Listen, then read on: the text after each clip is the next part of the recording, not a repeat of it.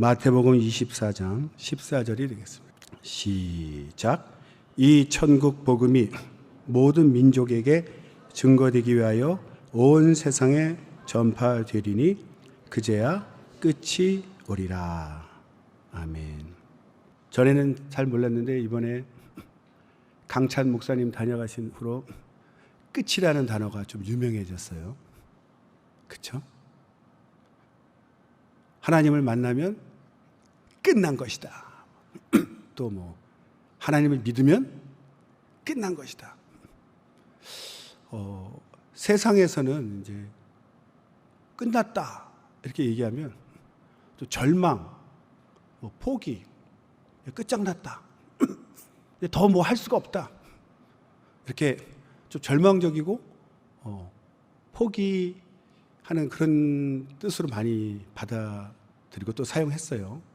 그런데 사실 꼭 그런 뜻만이 아니고 다른 뜻도 있는데 사용하기를 이 세상 자체가 음부다 보니까 절망이 더 익숙해져 있고 포기가 더 익숙하죠. 그게 얼마나 이렇게 저에게도 많이 영향을 미치는지 우크라이나 전쟁에 자주 나오는 도시 이름이 있죠. 요즘 막 공방전 벌이는 도시 이름이 자포리자라고 했어요. 자포리자. 그 자포리자를 볼 때마다 이게 외국 이름이고 한국말이 아닌데도 저기는 자포자기한 사람만 사나. 왜 이름이 자포리자인가. 좀 안 추워지십니까? 좀.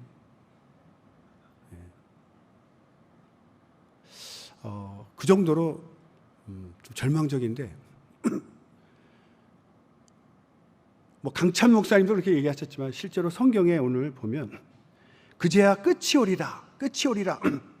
그러면 이게 모든 민족에게 천국 복음이 전파되면 절망입니까? 그렇지 않잖아요. 주님이 말씀하시는 끝, 주님이 사용하시는 끝이라는 단어는 완성이라는 뜻이죠. 완성 또는 해결됐다. 그러니까 원래는 영적인 걸 알게 되면 끝이라는 것이 세상에서의 끝이 사실 영적인 세계로는 시작입니다. 그렇죠? 우리가 침례의 의미도 잘 알죠? 침례의 의미가 들어갈 때 우리 때 죽고 나올 때가 부활인데 뭘 죽습니까? 이 세상에 대해서 죽는 거잖아요. 그리고 주님 앞에 다시 사는 것처럼. 그러니까 예전 육신대로 살지 아니하고 이제 신령한 새로운 거듭난 생명으로 살겠다. 과거와의 단절이죠. 그러니까 과거를 청산하고 새롭게 사는. 그러니까 끝이라는 단어는 육체로 볼 때는 세상적으로 볼 때는 끝난 것인데 그 후를 몰라요.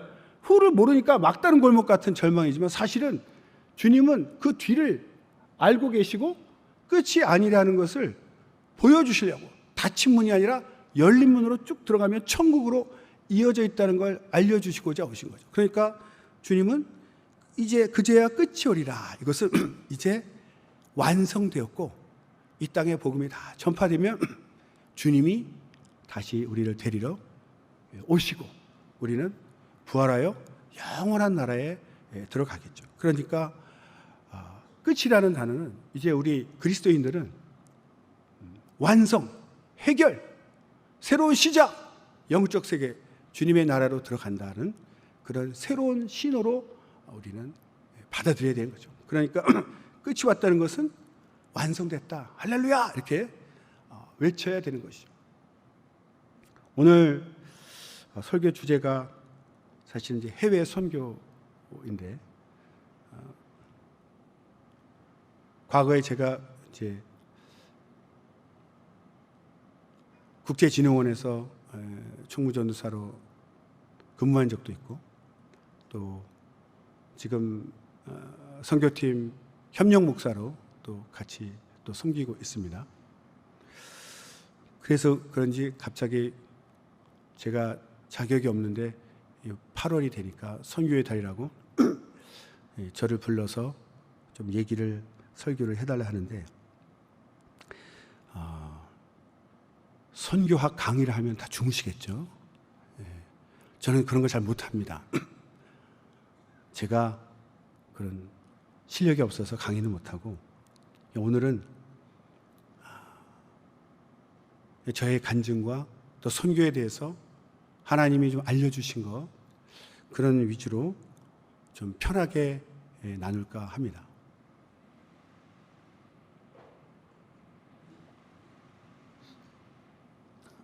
그래도 기본은 있죠, 기본은. 선교를 명하신 분은 누구십니까? 하나님이시죠. 우리가 이제 지상명령, 제가 한자를 잘 몰라가지고 지상명령이라 해서 처음에 물속에서 안 하시고 땅에서 하셨나, 지상, 지하 또 그렇게 이해했습니다. 제가 좀 무식해서. 근데 그게 아니고 최고의 명령, 이런 뜻이죠. 최고의 명령, 가장 높은 가장 명령이 뭐냐, 그 선교의 마지막 마태복음 28장 18절에 20절 제가 읽어드리겠습니다. 예수께서 나와 일러 가라사대 하늘과 땅의 모든 권세를 내게 주셨으니 그러므로 너희는 가서 모든 족속으로 제자를 삼아 아버지와 아들과 성령의 이름으로 침례를 주고 내가 너에게 분부한 모든 것을 가르쳐 지키게 하라. 볼지어다 내가 세상 끝날까지 너희와 항상 함께 있으리라 하시니라. 이 말씀 다 아시죠? 이것이 지상명령, 최고의 명령, 마지막에 말씀하신 것이죠. 이게 바로 선교하라, 이런 뜻입니다. 선교하라. 그러니까 선교에 명령하신 분은 주님이시고, 이 명령을 누구에게 하셨습니까? 누구에게? 제요? 저요? 모든 그리스도인에게 하신 거죠. 모든 그리스도인. 그런데 좀 부담스럽죠, 이것이. 그러나 그것은 분명합니다. 우리 모두에게 하셨는데, 대부분 크게 선교를 둘로 나눈다 하죠. 어떻게 나누죠? 나가는 선교, 보내는 선교, 이렇게 나눕니다. 근데 대부분 그냥 직접 나가시는 분, 나가서 선교하시는 선교사님들을 생각하지 보내는 거에 대해서는 깊이 생각을 못할 수 있습니다. 그러나 선교는 나가는 선교와 보내는 선교로 합니다. 어느 것이 더 중요한 것 같습니까? 어느 것이 더 진짜 선교 같아요? 라고 질문을 하면, 목사님, 그런 바보 같은 질문이 어디 있습니까? 이렇게 딱 나와야 돼요. 그렇죠? 왜냐하면 물 주는 이가 있고 씨 뿌리는 이가 있고 심는 이가 있고 또 물 주는 이가 있고, 다 일반입니다. 일반. 선교는 모두가 하는 것이에요. 모두가. 그런데 누구는 나가고 누구는 보내고, 그 차이밖에 없습니다. 역할만 다르지 모두가 선교를 한다는 것을 알아야 돼요. 그러니까 나가는 분만 선교사가 아니라 우리 모두가 선교사라는 그 직분, 그 정체성을 갖고 있어야 된다는 얘기죠.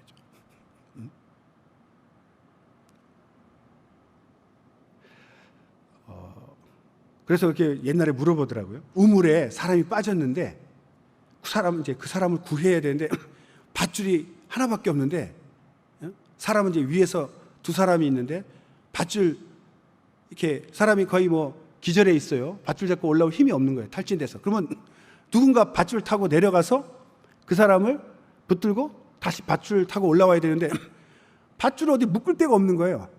나무도 없고. 누군가는 이렇게 위에서 또 잡아주고 있어야 됩니다. 그러면 밧줄 타고 내려가서 직접 구하는 그 사람이 더 중요합니까? 위에서 붙잡고 있는 사람이 더 중요합니까? 목사님 그렇게 어리석은 질문하지 말라니까요. 왜 거기 덧자가 붙습니까? 똑같다니까요. 답을 미리 알려드리는 거예요. 사실 붙잡는 사람 입장에서는요, 두 사람을 끌어올려야 돼요. 두 사람. 내 몸 하나도 힘든데 두 사람을 붙들고 있으려면 얼마나 힘들겠어요. 너무 힘들어서 손에 힘 빼는 순간 구하러 갔던 사람도 못 올라오고 같이 죽는 거예요, 거기서. 그러니까 내려가는 사람은 뭐죠? 목숨 걸고 내려가는 겁니다. 너 확실히 잡아줘야 돼. 알았어 해놓고 힘들어서 놔버려. 그러면 안 되는 거야, 안 되는 거야. 붙잡는 사람은 정말 그분도 목숨을 걸어야 돼. 왜? 2명을 붙들어야 돼. 얼마나 힘들겠습니까? 차라리 좀 몸무게 힘 좋은 사람이 붙들고 날렵하고 가벼운 사람이 내려가는 게 좀 지혜롭겠네요. 그죠? 솜털 같은 사람, 깃털 같은 사람. 어느 것이 더 중요합니까? 이 덫자가 붙으면 안 되는 거예요. 다 중요합니다. 그런데 사람마다 그래서 난 내려가는 게 더 중요한 것 같은데요. 그런 사람은 나가야 돼요. 직접 뭔가 하고 싶은 사람은 나가야 되고, 아니지, 붙들어야지. 내가 안 붙으면 둘 다 죽는데, 그게 더 중요하다는 사람은 보내는 사람, 보내는 미션, 거기에 더 사명이 있는 거죠. 둘 다 필요합니다. 여러분 지금 생각해 보세요. 나는 어느 걸 해야 될까? 그런데 다 중요하긴 한데 숫자적으로 보면, 경험치로 보면 나가는 사람이 많습니까? 보내는 사람이 많습니까? 보내는 사람이 많은 것 같아요. 목사가 이런 얘기 하면 집사님이 많습니까? 목사가 많습니까? 집사님이 훨씬 많죠.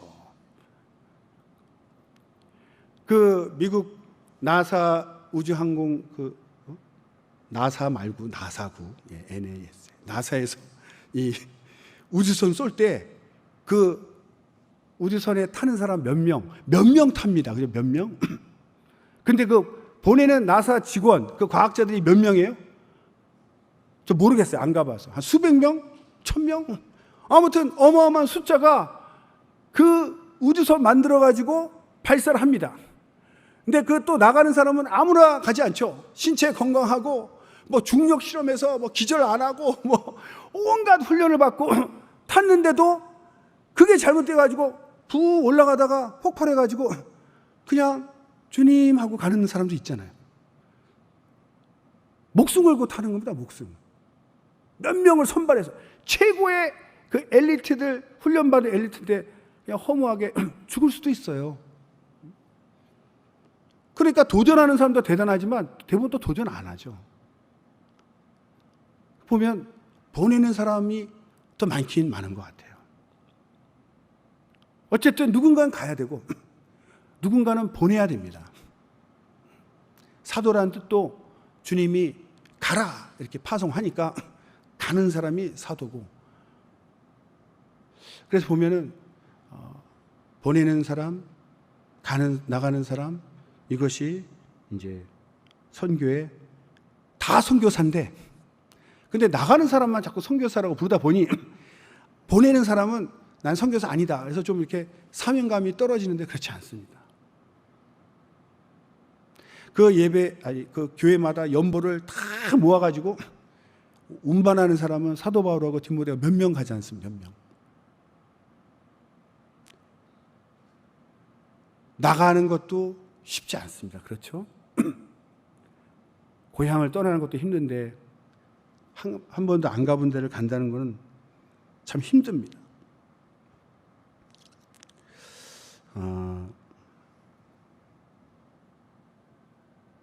어떤 분들은 이제 그러죠. 아니 여기도 할 일이 많은데 굳이 그 먼 데까지 그렇게 가야 되고, 응? 그 비행기값 아까운데 말이지, 응? 그거 다 이렇게 그냥 바리바리 해가지고 가냐고, 응? 그렇게 생각할 수도 있는데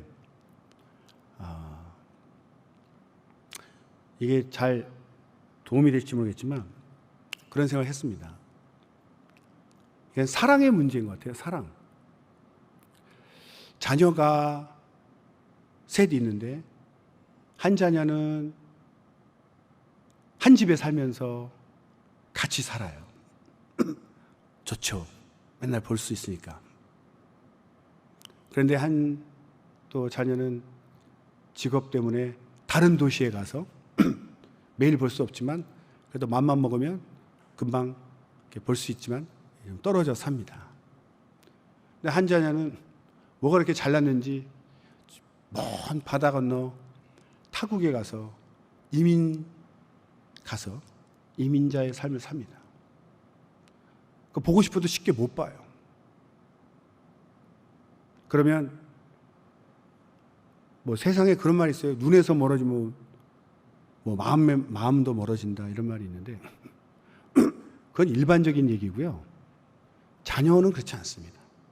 오히려 자주 못 보는 사람이 더 보고 싶어지죠. 맨날 보는 자녀는 맨날 보니까 좀 방심이 되지만 보고 싶어도 못 보는 자녀는요, 정말 보고 싶습니다. 그러니까 선물을 해도 3개를 준비하죠. 항상 부모는. 근데 한 녀석은 집에서 옛다 주면 되고 한 녀석은 소포로 이렇게 붙이면 되는데, 바다 건너 멀리 사는 자녀는 얘야 돈 많이 드니까 그냥 내가 쓸게 이러면서 안 보내겠습니까? 돈 많이 들죠. 그래도 보내지 않습니까? 돈이 많이 들어도 보냅니다. 아니 왜 이렇게 똑같이 보내야지 왜 이렇게 돈 많이 씁니까? 그 부모 마음이죠. 똑같으니까. 똑같은 사랑을 하니까. 그래서 선교를 생각할 때 우리가 모든 일을 생각해도 그렇죠. 그리스도인은 그리스도의 마음을 가진 자입니다. 하나님의 마음을 아는 자예요. 거듭났다는 것은요, 이제 더 이상 나 중심적으로 육체적으로 살지 아니하고 주님의 마음을 알고 주님의 마음을 기쁘시게 하려고 주님의 뜻을 이루려고 주님을 기쁘시게 하기 위해서 그렇게 사는 사람이 그리스도인이죠. 제가 준비한 자료가 있는데 제 마음에 썩 들지는 않습니다. 제가 설교하는 내용을 설명하려고 찾았는데 딱 맞는 자료는 아니지만 비스무리한 걸 좀 찾았는데 2개를 이제 보실 거예요. 잠깐 동안. 하나는 뭐냐면 세계 지도를 보여드리고, 하나는 지구가 자전하는 모습, 설명은 나중에 해드릴 거예요. 한번 보시겠습니다. 먼저 세계 지도. 보면 대한민국이 가운데 있죠. 저걸 딱 보면 뭘 알 수 있습니까? 저 지도는 어느 나라에서 만들었어요? 대한민국에서 만들었습니다. 평생 저 지도만 본 사람은 외국 나가면 지도가 잘못됐나 할 정도로 미국에서 만든 지도, 아메리카에서 만든 지도는요, 저렇게 안 생겼습니다. 미국이 저기 오른쪽에 보이죠? 여러분에게는 동쪽에. 그 미국이 가운데 있고 그 오른쪽에 유럽이 있고 서쪽에 대한민국이 있어요. 그런데 또 유럽에 가지 않습니까? 유럽에 가면 유럽이 가운데 있고 동쪽에 대한민국이 있고 대서양 서쪽에 아메리카가 있어요. 자기 나라가 항상 가운데입니다. 왜 우리나라가 가운데 있는데 극동이라고 그러죠? Far East. 극동. 왜? 영국을 중심으로, 유럽을 중심으로 하면 우리나라 동쪽 끝이에요. 우리나라 저 딱 보고 저 우리나라에서 만들었다 알 수 있죠. 그런데 이렇게 뭐가 이렇게 막 선이 나가 있죠. 저게 이제 거리를 나타내는데 그거를 찾다 보니까 이게 사실은 비행기 항공 노선도입니다. 이렇게 어디까지 간다. 근데 그거 이제 잘랐어요. 보면 이렇게 아메리카나 유럽 가는 건 굉장히 길죠, 그죠? 근데 아시아 가는 건 되게 짧고, 길고, 멀고, 가깝다. 이런 걸 표시하려고 했고, 2번째, 자전하는 모습을 한번 보겠습니다.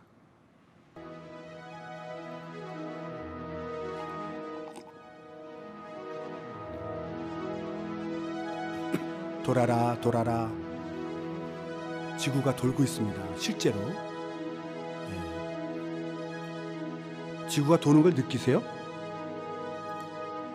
됐습니다. 감사합니다.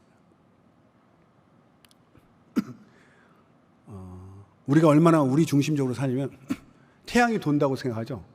말도 그렇게 하고. 우주에서 보면 태양은 지구가 태양 주위를 도는 거죠. 더 깊이 들어가면 머리가 아프니까. 상식적으로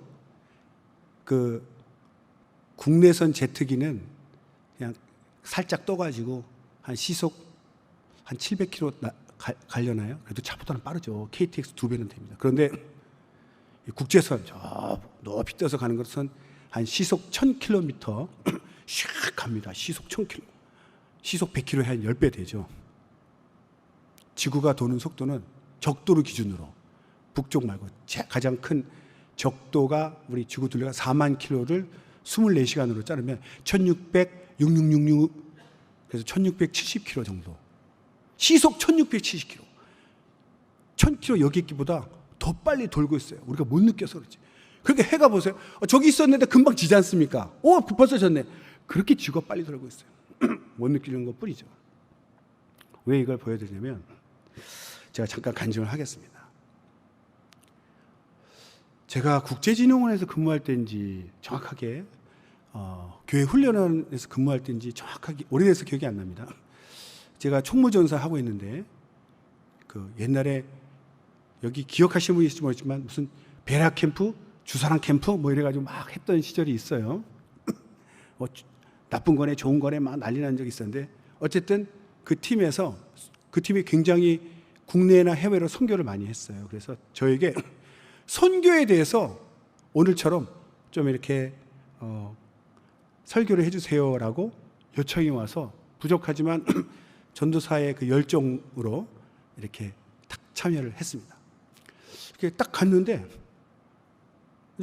준비하고 있는데 갑자기 이제 국제진흥원장이신 지금 이제 나가셨지만 송영환 목사님이라고 그분이 갑자기 오시는 거예요. 그래서 저분이 왜 오셨나? 그랬더니 목사님 어쩐 일이세요? 제가 국제진흥원에 있었나요? 아무튼 잘 아는 분이니까. 그랬더니 나 여기 오늘 선교에 대해서 설교하러 왔어. 그러시는 거예요. 아니 내가 설교하기로 돼 있는데 목사님이 오신 거예요. 그래서 어떻게 된 거지? 그래서 저를 부른 그 담당자를 딱 쳐다봤는데 얼굴빛이 어쩔 줄 몰라 하는 거예요. 설교자가 바뀌었는데 저한테 안 알려주신 거예요.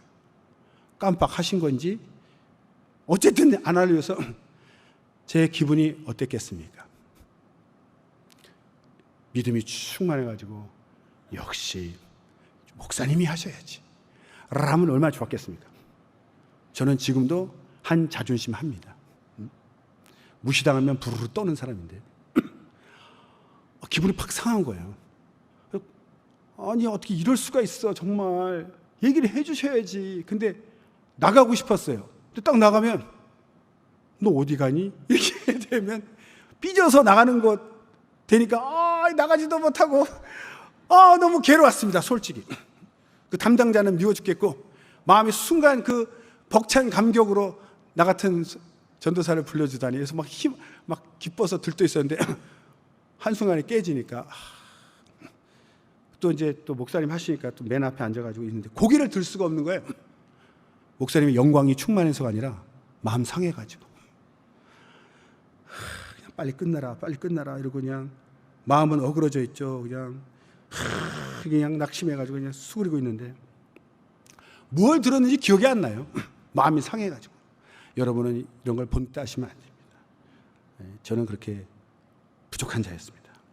그냥 고개 팍 숙이고 있는데 그냥 선교에 대해서 설교를 하시는데 내용 하나도 왜 마음이 닫혀 있는데 뭐 들어오겠습니까? 기억도 안 나고. 그런데 하나님께서 은혜를 베푸사 환상이 열려요. 환상을 믿으십니까? 본 사람 보신 분들은 아시겠죠. 눈을 뜨나 감으나 보이는 그림이 있어요. 다른 사람은 보지 못하고 자기만 보는 그 장면이 제가 보여드린 저 지도와 자전하는 저것 같은 게 보인 거예요. 뭐냐면 첫 번째 장면은 뭐냐면요. 이렇게 지구를 위에서 이렇게 내려다보니까 큰 세계지도 같은 것이 보이는데 그 각 나라마다 이렇게 국경이 있지 않습니까? 국경. 대한민국, 일본, 중국. 그 국경이 요만하게 보이는 거죠. 요만하게. 그 국경이 담이 갑자기 하늘로 막 거의 우주까지 이렇게 국경이 다 담이 돼가지고 치솟는 거예요. 그러니 땅에 붙은 사람이 그 하늘까지 치솟은 국경의 담을 어떻게 건너갈 수 있겠습니까? 넘어갈 수가 없고 각 나라에 갇혀 있는 거죠. 그 국경이 담처럼 이렇게 올라와 있는데 하늘까지 솟아 있으니 그 안에 사는 사람들 그 담을 넘을 수가 없지 않습니까? 국경을. 담으로 둘러싸요. 국경이 담이 됐어요. 이렇게. 각각 자기 나라에 갇혀 있는 겁니다. 그런데 그 다음 장면이 뭐냐면 그 담이 순간에 다 사라지고 그냥 온 나라가 평면이 됐습니다. 평면.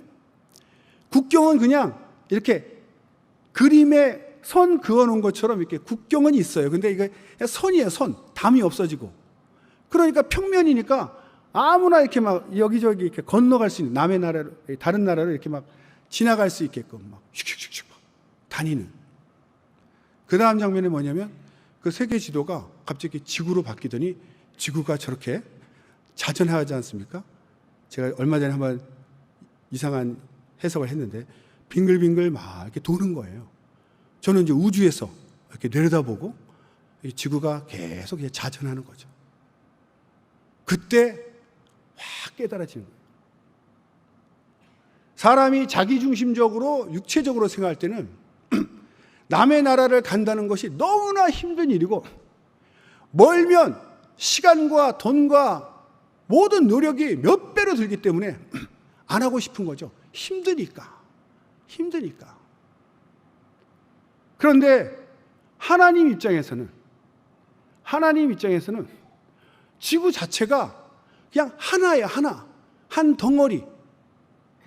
뒤에 있는 것 같지만 자전하니까 뒤에 있던 게 앞에 오고, 뒤에 있던 게 앞에 보고, 뭐 북극이 남기고 전체가 다 보입니다. 우주에서 보면 지구가 이렇게 뱅글뱅글 돌고 있으니까.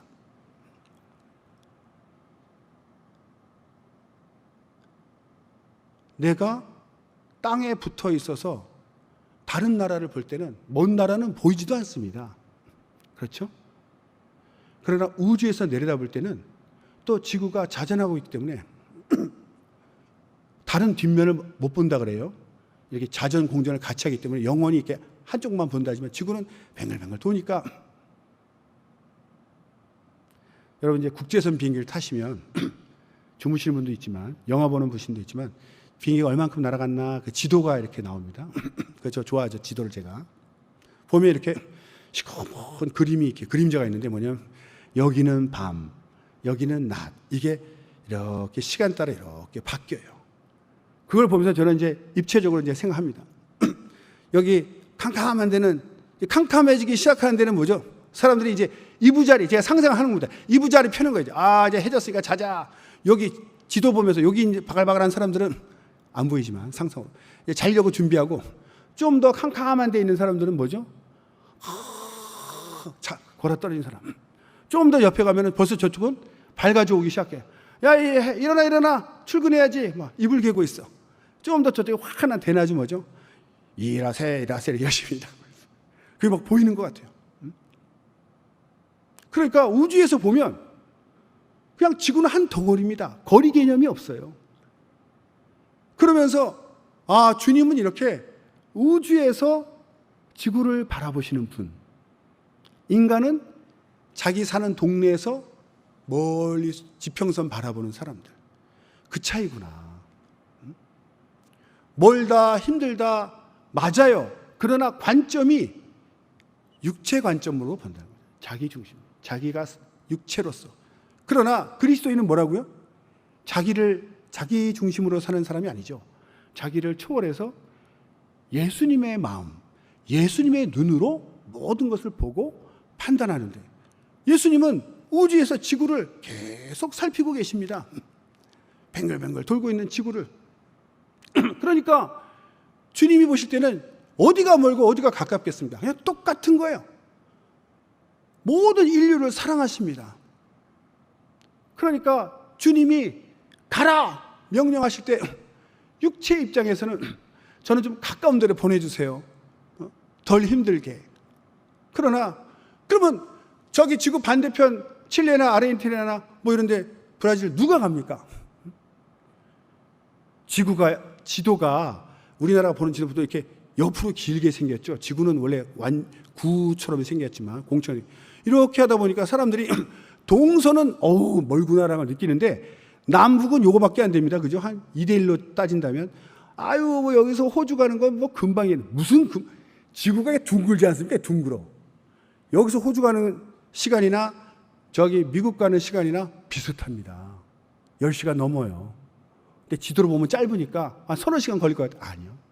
그러니 브라질에 가려면 직항이 없으면 10시간 지나서 미국 땅 갔다가 또 한 10시간 내려가야 됩니다. 칠레 이런 데 가려면. 한 20시간 뭐 안 쉬고 간다 해도. 다리가 얼마나 저리겠어요. 그것도 이코노미 타고 가는데. 누가 갑니까? 그게? 주님이 누구에게 감동을 주는 거죠. 네가 가라. 그런 사람이 가는 겁니다. 굳이 안 가겠다는데 보내시지는 않아요. 제가 좀 다른 사람하고 다르다는 걸 어떻게 느꼈냐면요. 어떤 사람은 비행기 타는 걸 싫어하는 사람이 있습니다. 문 닫히면 숨이 막힌대요. 숨이 막혀. 아까 끝이라는 단어도 이렇게 해석이 정반된 것처럼 문이 콱 닫히면 저거 언제 다시 열리나 뭐 그런 사람은 빨리 도착해서 빨리 열리길 바라는데 저는요 문이 탁 닫히면 이제 가는구나 뭐 이런 생각이 들어요. 그리고 다리가 저리도록 멀리 가는 걸 좋아합니다. 그래서 저는 중국 동남아는 안 가고 싶어요.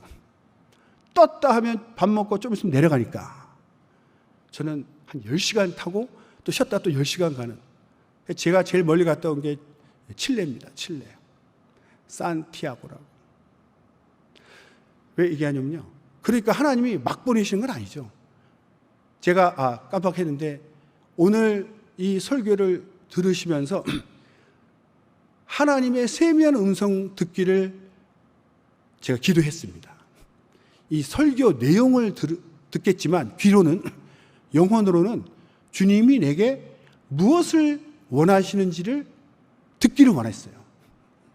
그러니까 누구는 나는 보내야 되겠다 이런 사명을 가지실 분도 있을 것이고, 누구는 나는 나가도 짧은 데만 가겠다.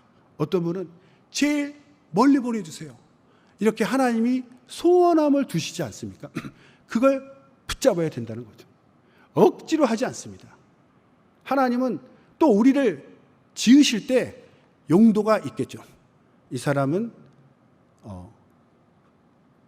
보내는 용, 보내는 사람, 나가는 사람, 나가도 근거리용, 장거리용 이렇게 뭐 있지 않습니까?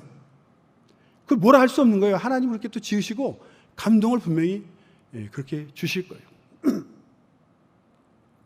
그렇게 하나님이 그때 그 환상을 통해서 제 그 막 괴롭고 힘들었던 마음이 순식간에 녹으면서 얼마나 기뻤습니다.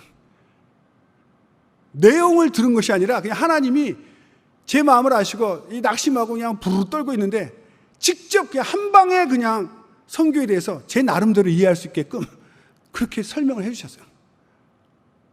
너의 중심적으로 볼 때는 힘든 일이고 멀수록 돈도 많이 들고 시간도 많이 들고 준비도 많이 해야 되고 국내 여행에 가도 일주일짜리 하루짜리 가방 크기가 다르지 않습니까?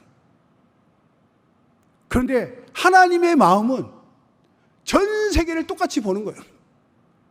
똑같이 사랑하시고 똑같은 구원해 줘야 될 똑같은 사람이고 어느 하나 차별이 없는 똑같이 사랑하시는구나.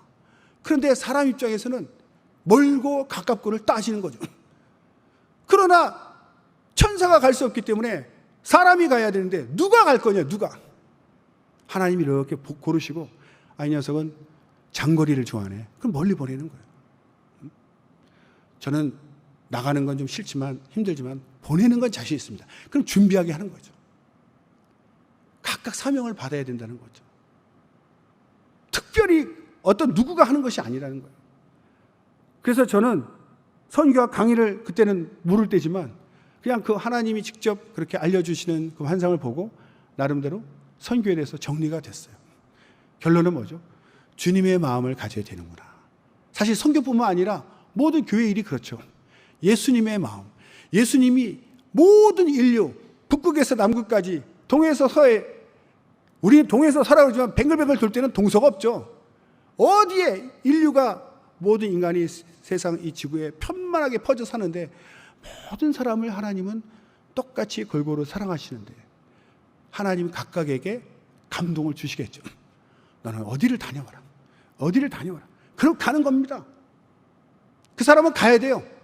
육체로는 힘들어도 주님이 내게 말씀하셨으니 누구 다른 사람을 보내겠습니까? 내가 가장 적합하다고 생각하시고 나에게 말씀하셨기 때문에 내가 가는 거죠. 저는 선교를 그렇게 이해를 했습니다. 그래서 비록 많이 배우지는 못했지만 조금만 더 자세하게 얘기하면요. 저는 선교학을 하려고 한 게 아니라 선교 그 준비하는 것 이런 것들 잠깐만 더 얘기하고 싶습니다.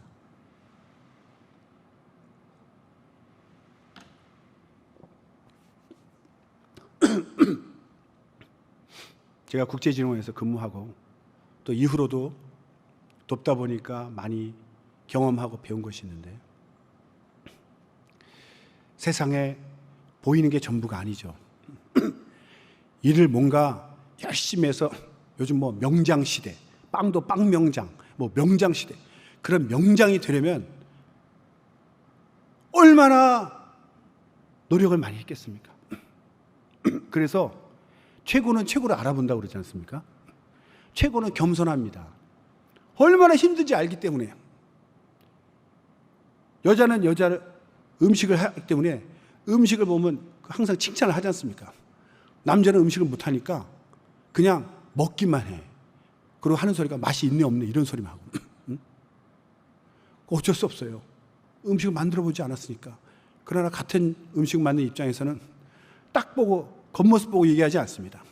그 음식을 보는 순간 이 재료를, 이 음식을 만들기 위해서 언제부터 생각했고, 또 어떤 거 미리 사오지만 또 신선한 거 사오려고 금방 사온 것도 있을 거고, 이거 어떻게 해가지고, 아니 왜 이렇게 힘든 걸 만들어, 이 손이 많이 가는 걸, 그러면서 다 먹어버려. 네. 그래야 고마우니까. 남기면 맛없나? 그리고 상심할까 봐 그냥 다 먹어버려. 그렇죠? 남자들은 몰라도 그냥 다 드세요. 살짝 더 없어요? 이렇게. 그러니까 알아보는 거죠. 모든 일이 그래요. 남 하는 거에 대해서 뭐라 하는 사람, 그 사람은요, 일 제대로 해본 적이 없어요. 무슨 일이든지 제대로 한번 해보면요, 항상 생각했던 거와 몇 배로 힘들죠. 전구 하나 가려고 해도 뭐가 전선 나올 줄 알았더니 또 옛날식 전선이야. 내가 준비하고. 그래서 선교도 비행기 타고 샥 가니까 사람들이 오, 비행기 타고 간다. 오, 맛있는 기내식. 그런 거 생각하십니까? 아니요. 아까도 얘기했지만 너무나 준비할 게 많고요. 신경 쓸 것도 많고, 정말 비행기를 타야지 쉬고 비행기를 타야지 잠이라도 잘 수 있을 것 같은, 그거 준비한다고 다 열애시켜 줍니까? 하던 일 다 준비해놓고 거의 탈출하다시피 뿅 갔다가 또 돌아오면 또 일주일 동안 휴가 줍니까? 바로 다음날 또 본업에 또 들어가야 되는데요. 일을 더 하는 거죠, 또. 그런데 선교일에 직접 안 해보셨으니까 이해는 하지만, 공항에 나가도요, 차를 타고 나가도 차를 2배로 갖고 나가야 됩니다. 왜? 사람만 오는 게 아니라 짐이 따라와요. 짐. 사람만한 크기의 짐이 따라옵니다. 최소 일주일에서 한 달 계실 거니까 얼마나 가방을 뭐 2개씩 들고 오는 사람도 있어요. 사람만 타고 옵니까? 달구지가 있어야죠. 한 대 더. 그러니까 제가 국제진흥에서 맨날 진흥원 차가 한 대밖에 없기 때문에 옆에 교회 훈련원이나 막 이렇게 마실 다니면서 이렇게 싹싹싹 기름칠을 해드는 거죠. 왜? 차 빌리려고. 거기 또 저 단체 MT 갈 때 우리 진흥원 차 빌려줄 테니까 우리 공항 갈 때 차 좀 빌려주라고. 그래서 빌려가지고 2대 3대 나갑니다. 또 게스트하우스 가는데 이 조그만 호텔도 가도요, 해외여행에 가는 호텔은 뭐가 있습니까? 금마차? 그게 중요한 게 아니에요. 엘리베이터가 있어야 됩니다. 엘리베이터. 그 가방, 그 무거운 가방 들고 몇 층까지 올라가겠어요? 우리도 게스트하우스가 있어요. 지금은 사용할 수 없죠. 저쪽에서 관리하니까. 5층 그거 다 들고 올라갔습니다. 왜 엘리베이터가 없는 거야? 생각이 없는 거죠. 게스트하우스 개념이 없는 거예요. 그냥 빈 건물 하나 써라. 그러니까 그걸 끙끙거리고 올라가니까 그 외국에서 오신 선교사님들이 너무 미안해가지고 출국할 때는 미리 다 갖고 내려와 있어요. 이렇게 미안해가지고. 아니 왜 일찍 내려오셔서? 미안하니까. 엉터리 게스트하우스. 왜 게스트하우스가 필요하냐면요, 선교 나가시는 분들은 대부분 다 정리하고 나갑니다. 가족이나 형제는 한국에 연고가 있겠지만 자기 재산 이런 걸 다 갖고 다 정리해서 나가기 때문에 여기 없어요, 아무것도. 그러면 무슨 일이 있어서 한국에 들어오면 어디에 묵을 겁니까? 가족이나 친구 찾아가야 되는데 무슨 외국처럼 집값이 싸가지고 뭐 빈방이 하나 있고, 특히 성락교회들 다 헌신해가지고 집도 자기 가족 살기도 좁은 집에 살고 있는데 누굴 들여요? 누굴 들여? 그냥 방에서 좁게 살아야 되는데 한 명이면 모를까? 가족이 막 단체로 오면은 어디다 재웁니까? 그건 감당이 안 돼요. 그래서 게스트하우스가 있는 거예요. 그 게스트하우스는 인터넷도 되고 음식도 할 수 있고 그냥 집입니다. 누가 들어가도 바로 살 수 있는 집처럼 딱 꾸며진 게스트하우스. 그런데 여기 성락교회 게스트하우스는요, 제일 중요한 게 또 뭐냐면 인터넷이 돼야 돼요. 와이파이가 돼요. 왜냐하면 해외에 있는 가족하고 다 와이파이로 이렇게 화면을 보든 뭐 전화를 하든. 근데 그걸 설치를 안 해주는 거예요. 이제는 말할 수 있다. 제가 몇 번 건의를 했어요. 몇 번. 이분들이 오죽하면은 좀 마음씨 착하고 그 개념 없는 옆집 와이파이 비밀번호 안 걸어준 그 집 오픈 열린 개방형 그거 땡겨가지고 그걸로, 그러니까 베란다에 앉아가지고 그걸로 하고 있어요. 그걸로. 왜 안 해주는지 모르겠어요. 그 한 달에 몇만 원만 내면 되는 건데. 그분들이 공짜로 쓰니까 게스트하우스를 말을 못해. 제가 그거를 캐물어서 알게 된 거예요. 심지어는 휴지나 비누를 썼던 거 아깝다고 그냥 놔둬. 우리가 보기에는 상관없지만 여러분 호텔 갔는데 비누가 큼지막한 건데 반쯤 쓰던 거야. 휴지도 보니까 반쯤 썼던 거야. 수건도 새 수건은 이렇게 딱 이쁘게 새 거라는 티가 나게 걸어놓죠. 만약 그런 거 썼던 거 걸어놓으면 기분이 어떻겠습니까? 말이 안 되는 거예요. 근데 실제 그랬다니까요. 제가 실습으로 하루 잡았어요. 샤워도 해보고 그걸 체험하려고. 얼마나 잘못 만들었는지 불을 켜려고 했더니 문 열면 이쪽에 스위치가 있는데 문 열면 그 위쪽에 스위치를 만들어가지고 켤 수가 없어. 문 안쪽에. 이런 속된 말로 후루꾸로 만들어가지고. 그래서 솔직하게 이제 잘 아는 분, 한국 분인데 선교하신 분 불러가지고 불편한 거 얘기 좀 하십시오 했더니 말을 안 해. 공짜로 써가지고 미안하니까. 솔직히 말해달라니까 갑자기 얼굴이 확 변하면서 갑자기 참았던 분노가 사람을 거지 취급하지 마라 뭐 이런 거. 네? 제가 총무전사니까 왜 남이 썼던 비누하고 휴지를 왜 거기다 걸어두냐. 당신 같으면 그 쓸마음이 있겠냐. 몰랐어요. 저도 거기 안 살아봤으니까. 우리 아까워서 마저 쓰시라고. 아니요. 그렇게 대접하면 안 됩니다. 그리고 크게 사과를 하고 우연히 이렇게 교회 화장실을 갔더니 호텔에서 보던 작은 하얀 비누 조그만 것들이 있는 거예요. 이거네 이거. 호텔에 가면은 조그만 거 있지 않습니까? 그래서 제가 여기 그 용역 청소하시는 거기 찾아가가지고 거기 대장님 찾아가서 이 비누 어디서 났냐고. 우리도 좀 사서 게스트하우스에 설치해야 되겠더니 아 그래 그러더니 그냥 남은 거 그냥 아니 새 거 한 통을 주시더라고. 그것도 가고 나면은 그것도 다 안 쓰고 남은 거는요 가져다가 우리 진흥원에서 썼어요. 진흥원 화장실에서 비누고 휴지고 남은 건 무조건 우리가 쓰고 우리 쓸 수 있으니까 항상 새 걸로 걸어드렸어요. 새 걸로. 이게 기본 아닙니까? 그런 것도 안 되는 거예요. 와이파이도 안 해주고 건의해도 안 되고 엘리베이터가 없으면 도로라도 좀 달면 안 돼? 도로라도 밖에? 아무리 건의해도 안 되더라고요.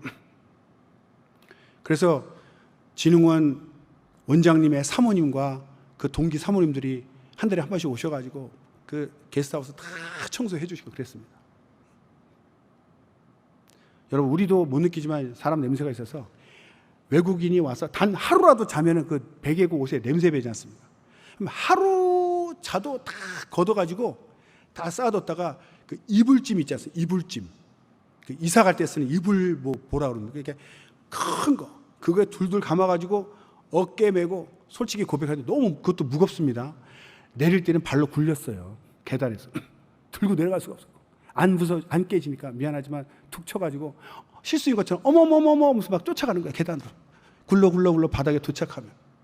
그걸 본 것이 발이 싫고 저기 삼봉리나 안산에 가면 대형 세탁기가 있죠. 그 매트 빠는. 그걸 계속 빨았습니다. 그래서 깨끗하게 해가지고. 이제 호텔리어 해도 될 것 같아요. 호텔리어. 요즘 뭐.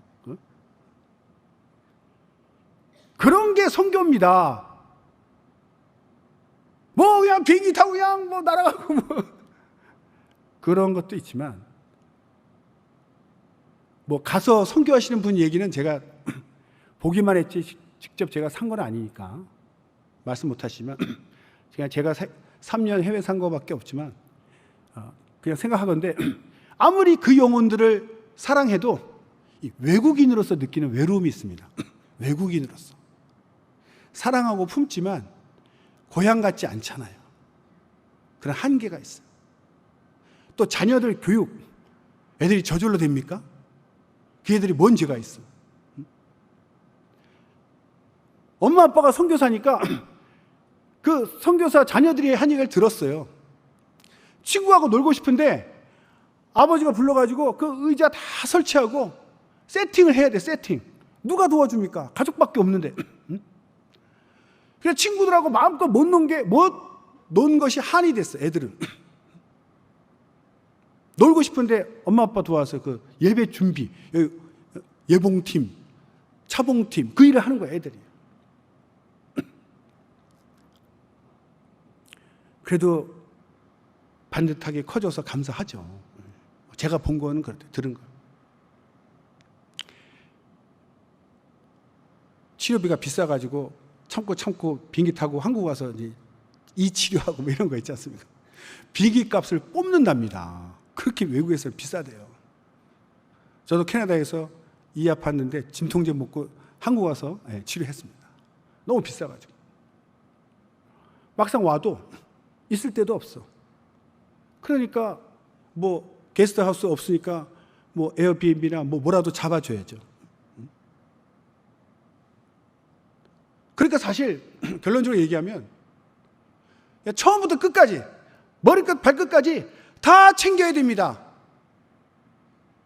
내 가족 아니고 그렇게 챙길 힘이 있겠습니까? 내 가족처럼 생각해야 되는 거예요.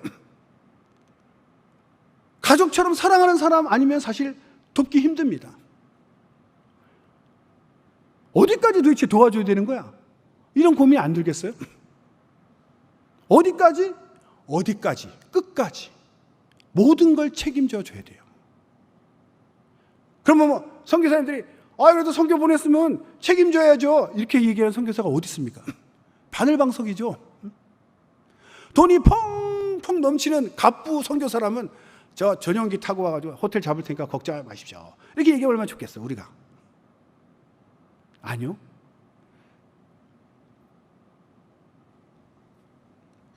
여러분은 해외여행 가실 때 직항 타고 가십니까?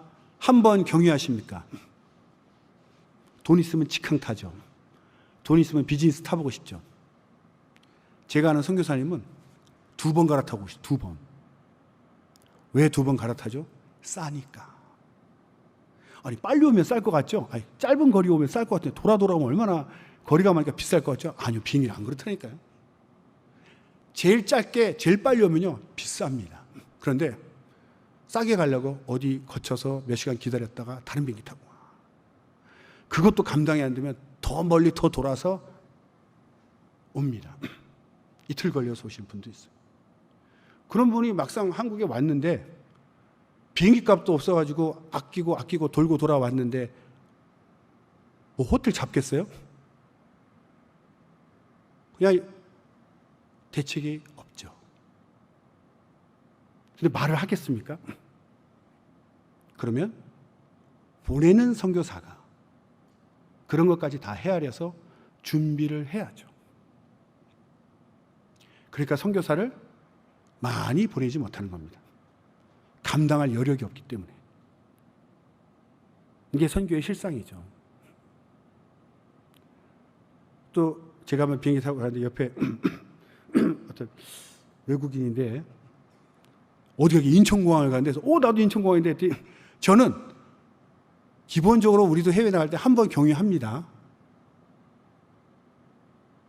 저는 집에 인천 내리니까 한국 가는데 이 사람은 아시아 동남아 쪽에 있는 아버지를 만나러 저 아프리카인가 저 중동에서 오는데 3번을 갈아타는 거야. 한 번 타고 또 바꿔가지고 인천 왔다가 또 인천공항에서 또 동남아라고 3번 타고 오는 거죠. 돈이 없으니까.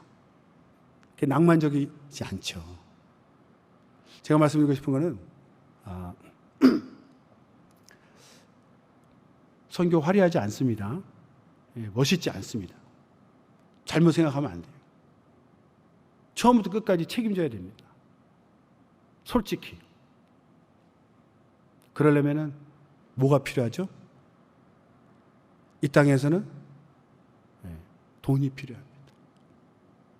목사님 돈 얘기하지 마세요. 땅에서는 돈이 필요하죠. 목사가 많고 집사님이 적으면 교회 운영이 안 됩니다. 집사님들이 많으셔야, 헌금을 많이 해주셔야 사역자가 일을 할 수가 있죠. 그래서 선교사님들은 정말 감당할 것이 많기 때문에 정예부대만 소수를 보내고 많은 사람이 힘을 합쳐서 적은 숫자를 감당할 수밖에 없는 거죠. 왜 한다고요? 거기도 하나님이 가라 하시니까 누군가는 가야 되고, 멀리 가면 시간도 돈도 더 많이 들지만 가야 되니까 누군가는 가요. 많이도 못 갑니다. 그러니까 더 잘해줘야죠. 이런 것이 선교입니다. 그래서 우리가 정말 생각해야 될 것은 숫자가 많은 이유는 한 사람이 감당하기 힘드니까 여러 사람이 조금씩 힘을 모아서 감당하면 적은 사람을 풍성하게 일할 수 있도록 후원이 가능한 거죠. 그렇죠? 많이 나가는데 적은 사람이 어떻게 후원하겠습니까? 많은 사람을 하나님 만드신 이유가 많은 사람은 조금씩 모아도 적은 숫자의 선교사를 풍성하게 후원할 수가 있죠. 밖에 있으나 안에 있으나 게스트하우스를 지어도 제대로 지어야 되고, 게스트하우스가 없다면 뭐라도 숙소라도 뭔가를 정해줘야죠. 그 선교사님 나랑 상관없다, 그런 사람은 감동이 안 올 거예요. 근데 그 선교사가 내 가족이고 내 지인이면 생각 달라지죠. 그런 마음을 가져주시면 감사하겠습니다. 할렐루야.